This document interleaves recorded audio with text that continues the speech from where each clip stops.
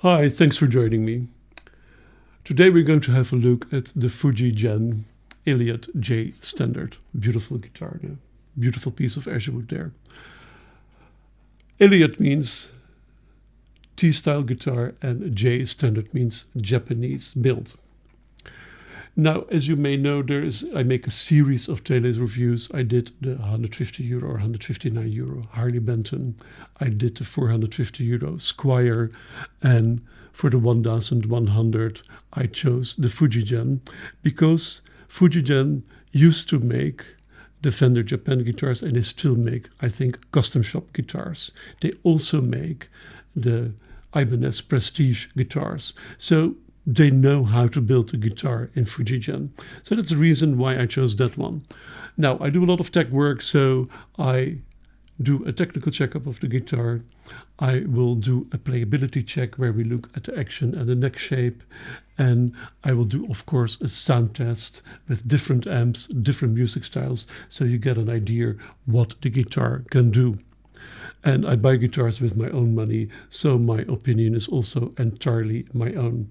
And if you find anything useful in this review, please consider pressing the like or subscribe button. It would really help me a lot. Thank you for that. Okay, let's have a closer look at the guitar. The body is a beautiful two-piece ash. Have a look at the pattern. I really love it. It's really beautiful. So two-piece ash. The weight is 3.2 kilograms or 7.1 pounds. That's a beautiful lightweight. And it's the finish, yeah, I don't see any flaws. It's really perfectly done. And look how the neck is done there. They put the neck plate with their own brand name.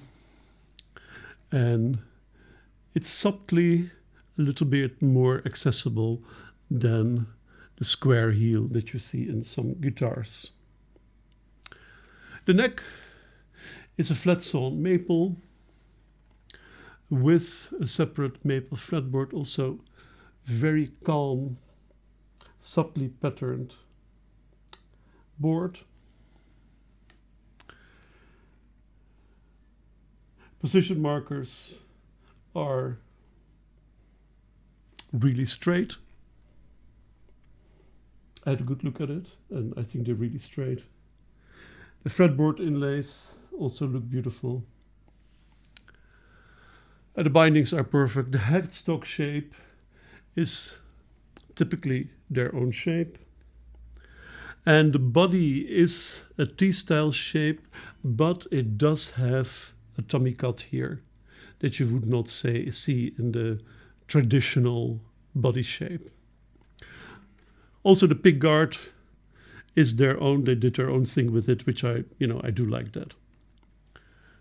The nut material is bone, and it's getting boring.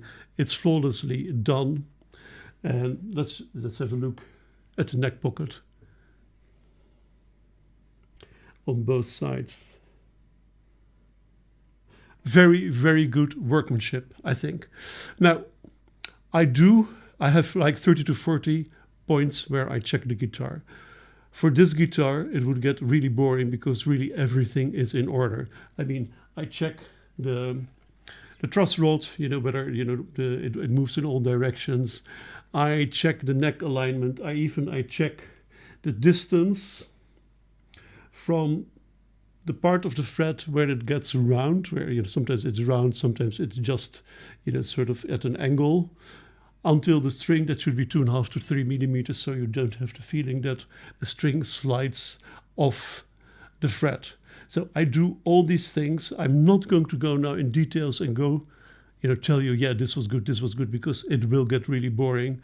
I really didn't find anything wrong. And also look how well the access to the truss rod is made. If you see how the wood, how it is tooled, there are no marks, there's no nothing, it's all smooth. It's really a very well built guitar. Now the frets are medium, jumbo sized. They're comfortable and modern feeling. There is no fret sprout, of course. They are well polished. The only thing I noticed that fret number 4 was a little bit higher than the rest. Otherwise, it was in a very good order. The hardware, the tuners are Goto SD9s. They feel like premium tuners should. And the tuning stability of this guitar, and the weather is a little bit fluctuating at the moment, the humidity and also the temperature. And my Rev Star and this guitar, I think, are the two ones that stay in tune the very best. The bridge is made in Japan, Fujigen branded, and it has the old-fashioned barrel kind of saddles, which surprisingly intonated very well. And if I look at them, they seem straight, but the intonation is good. The electronics is very neatly done. I'll show you some pictures of that. The pots are full-size alpha pots, and it doesn't have, and that's a difference with a standard Fender Telecaster style guitar, it doesn't have a 3-way switch, but it has a 4-way switch, which is, of course, the upper position is the neck. Then you get serial first, then parallel, and then bridge. So that's actually interesting because there's quite a difference between the two, as you will hear in the sound part. If you look at the picture, there is a little bit of messy wiring and soldering. That is not FGN who did that, that's me who did that. Another thing is that the black paint inside, the shielding paint, is actually shielding paint because I measured it with a multimeter and it is conductive, so it's really shielded. Now, the pickups that came with it were Seymour Duncans. So the ones that are in it now are not original. Why? I play fingerstyle, and the radius of the neck down here, it's a compound radius, is 14 inches, which is rather flat. And the bridge, the Seymour Duncan bridge, has staggered pole pieces in a quite extreme way. You would, I think, find a pickup like that on a guitar with like an old-fashioned 7.5 radius, like much more round, hence the staggered pole pieces. And I didn't like the way they felt. So I bought a guitar, I bought it new, I sold the pickups, and now I sort of regret it. That's the way, yeah, that's just how it is. The pickups that are in it now are Freylins, and well, you'll hear them. The pickups I have now is 7.8 kilo ohms in the neck and 8.4 in the bridge. And I think in old days, like 7.5, 8, 8.5 were like normal, considered normal. So, you know, these pickups are not far off, although the amount of kilo ohms doesn't say everything about the way they sound, of course. Okay, let's look at the playability of this guitar. First things first, I always show my handspan. That's about 19 centimeters or 7.5 inches. That way you have a reference point when I talk about whether I find the neck small or big or whatever. Now the radius of this guitar, the radius is the curvature of the fretboard, is a compound radius. That means that in this range it's 10, a little bit rounder, easy to play chords. When you go down the neck, it's 14, which is flatter, which is easier to play solo. The neck is comfortable, and when you play it, you don't notice that there is, sort of a changing radius or anything.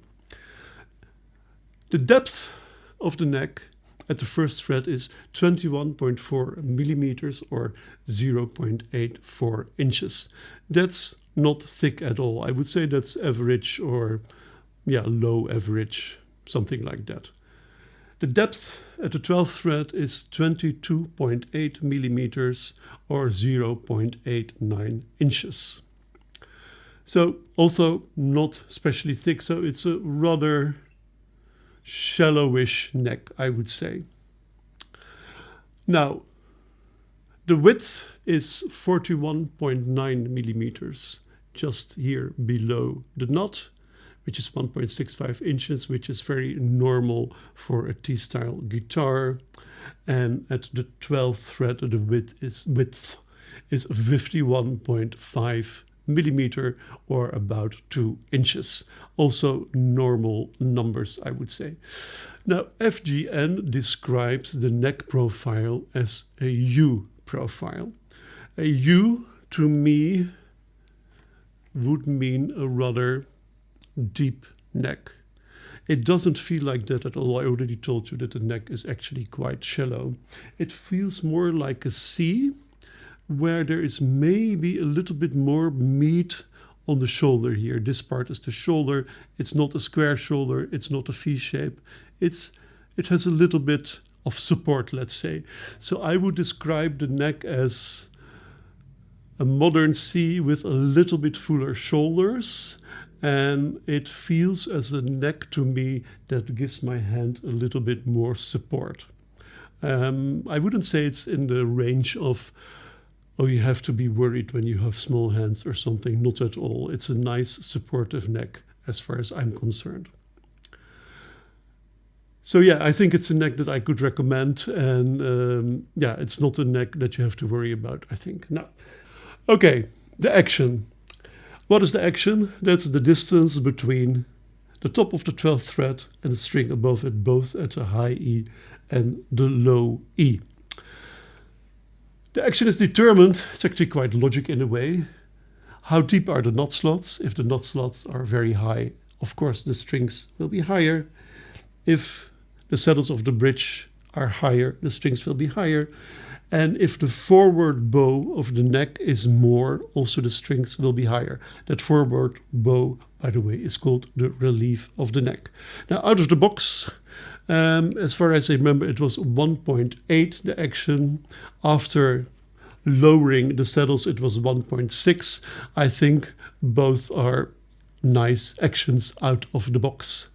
I told you that fret number 4 was a little bit highish with some leveling and dressing of fret number 4. I went down, I think, to 1.5 or a little bit lower even. So no really problems there. And the question, do you need a luthier for, to make this guitar playable out of the box? No, you don't need. And in view of the quality of FGN, I would say that, I would expect most guitars to be very good out of the box, but of course I can't say that for sure. Now, I told you in the technical part, it's a 4-way switch.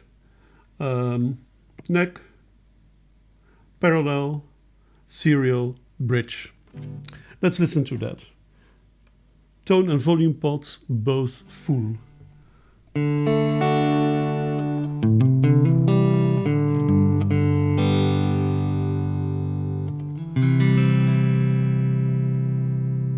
Go from the neck to both pickups parallel.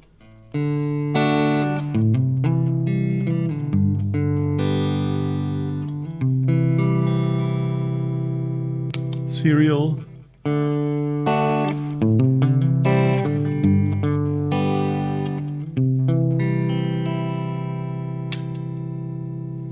And the bridge pickup.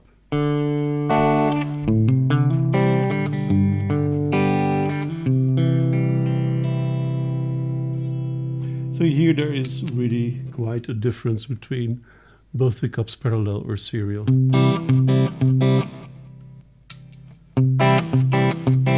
That's quite a difference. Okay, let's start with some Rockabilly, both pickups parallel.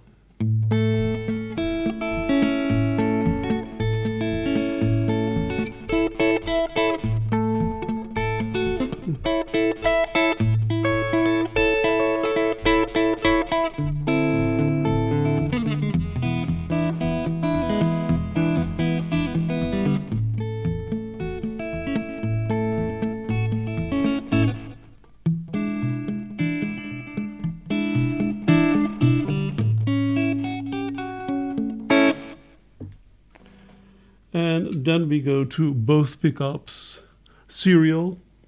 By the way, I forgot to tell you which amp we're using. We're using Fender Bassman, and rather clean, as you can hear. And I use neural amp modeler sounds for the amps and different kinds of impulse responses for the cabinets, so that you know what I'm using. So Fender Bassman. We go to the both pickups serial for try a different sound.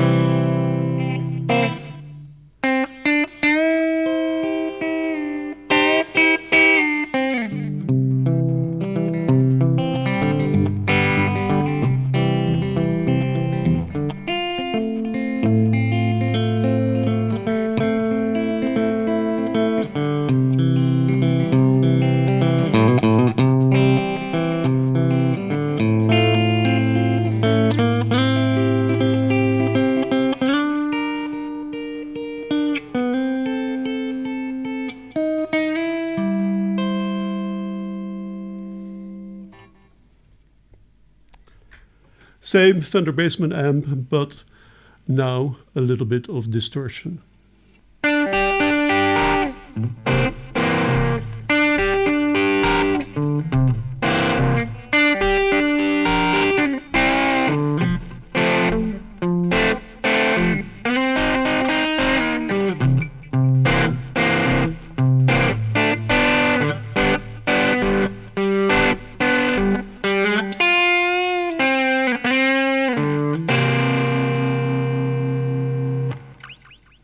Okay, now a Marshall amp, clean, and both pickups parallel.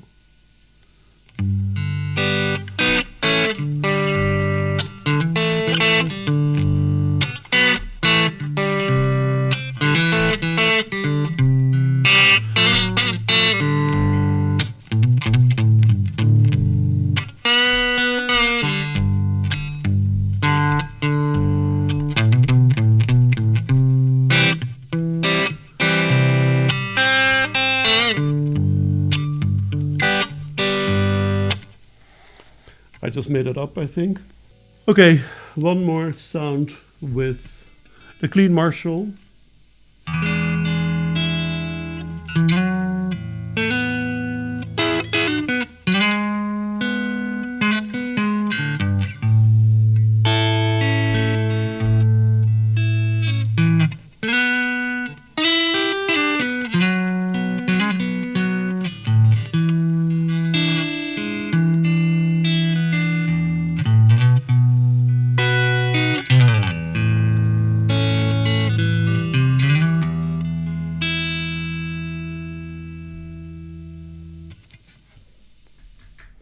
Marshall with a little bit more gain.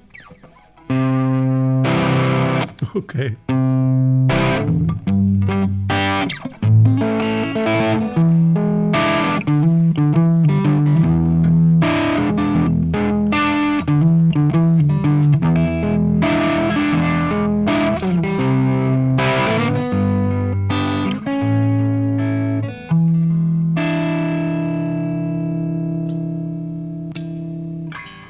Okay, we continue with the Marshall with a little bit of gain.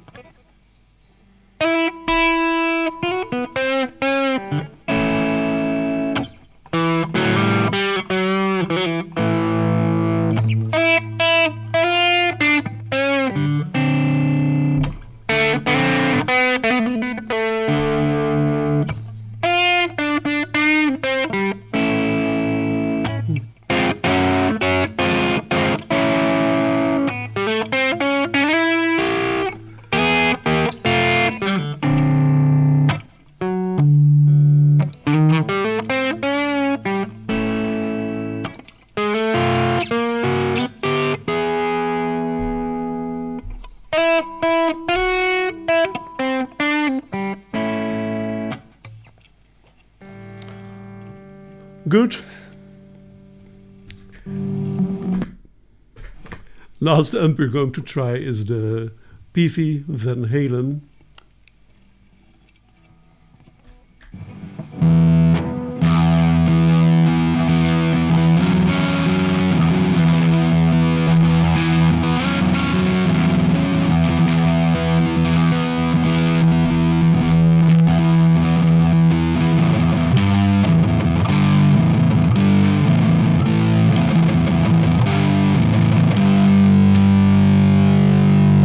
that on the bridge.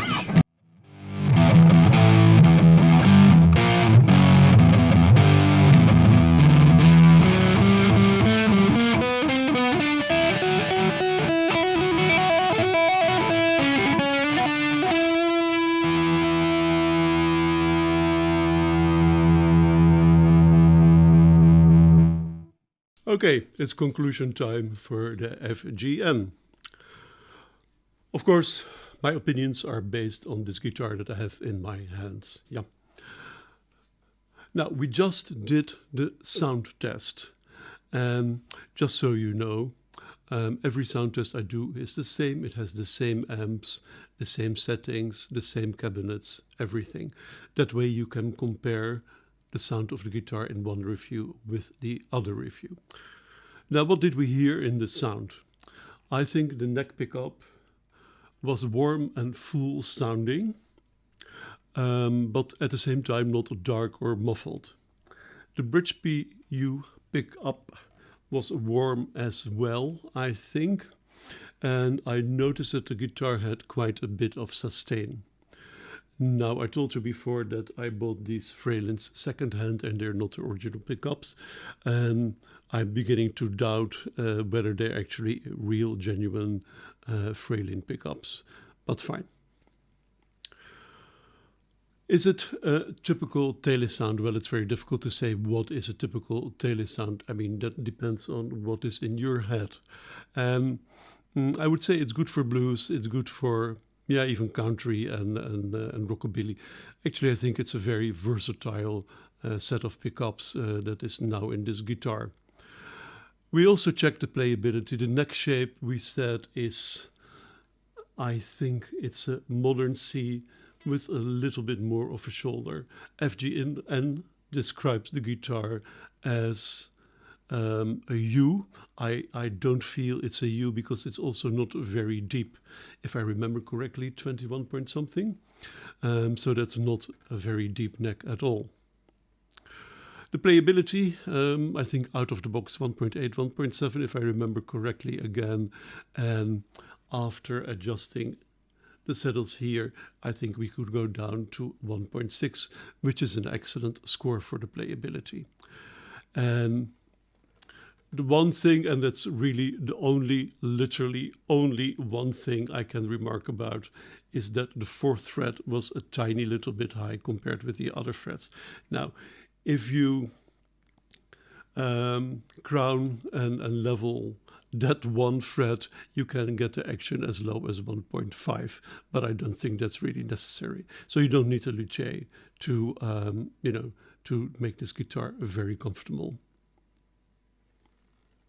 The build quality, yeah, I mean, what can I say? It's really flawless. It's a very beautifully built guitar with, I think, a great choice of wood, beautiful patterned. And, there's really nothing I can see that is not perfect about this guitar. Now, of course, it's good to look at the competition. What comes to mind first is Fender Japan. They're about 1,400 euros. I never tried one, so I can't comment on that one. American Performer, I tried. They're like 1,350 euros. So that's still like 300 more than this guitar. Yeah, I think I sort of liked it. The neck felt comfortable and fast, not that chunky, but it's really some time ago. Yeah, then of course you have the Fender Player series. I had a Mustang and I had a Stratocaster, and the neck was very full for both on the shoulder. So I couldn't bond with those necks, and I sold both guitars actually. And I'm a private person, so I'm not going to buy every couple of years, just another player to see how they are. If I can in a shop or whatever, I'll try one soon if I can. So where would you get a build quality like this for that kind of price? Tokai Vintage series is made in Japan, but they're 1,500 euros for the T-style. Another thing that comes to mind is actually the Yamaha Revstar. I think it's a very well built guitar as well. They're made in Indonesia. and they're only like 800 euros, but they don't have a T-style. That brings me to another point. I mean, they can build very beautiful guitars in Indonesia, apparently. And it seems it depends on the assignment that the factory gets. Maybe how often are you allowed to recalibrate the machines you're using? How much time may be spent on quality control, stuff like that. Of course, what are the ingredients that you may use to build the guitar? How much can you spend on that? Now I want to look at this guitar in a completely different way. This is the guitar, and if you would say, what do I get extra? You get 2 Seymour Duncan Broadcasters standard, 240 euros. Goto tuners, about 50 euros. Made in Japan Telecaster bridge, I guess around 40 euros. Caps and pots, full-size alpha, let's say 10 euro. A quality 4-way Japanese switch, 25 euros. Altogether, that's 365 euros. If you deduct that from the price of the guitar of 1,100 euros, you pay for the guitar without anything 735 euros, and then you have 365 euros of hardware and pickups that you may probably buy anyway. So, I mean, I'm just trying to look at it in a different way. You get quality ingredients that you might buy on the market because they're just good quality, and you get an excellent body for 1,100 euros. So I think that's an excellent proposition. So, I mean, what can I say? It's a very well-built guitar with good hardware, good pickups, good playability. So I can only recommend this guitar. Now, this is the last installment of the standard series. I do 3 Telecasters, a Harley Benton, a Squier 40th anniversary, and then the most expensive, the FGN, with their standard pickups. And then we will try all these guitars with a budget vintage style pickups, and then with a budget little bit hotter pickup. And that way we get a feel what it means if you put a different pickup in a cheap guitar, or you put a different pickup in an expensive guitar. What does it mean for the sound? Are the guitars going to be sounding the same, or you will feel there's a huge difference in sound quality? Anyway, those are my plans for the future. If you found this review useful, please consider giving me 1 second of your time and push the subscribe button or the like button. Thank you so much for doing that. And in the meantime, enjoy life and enjoy playing your guitar.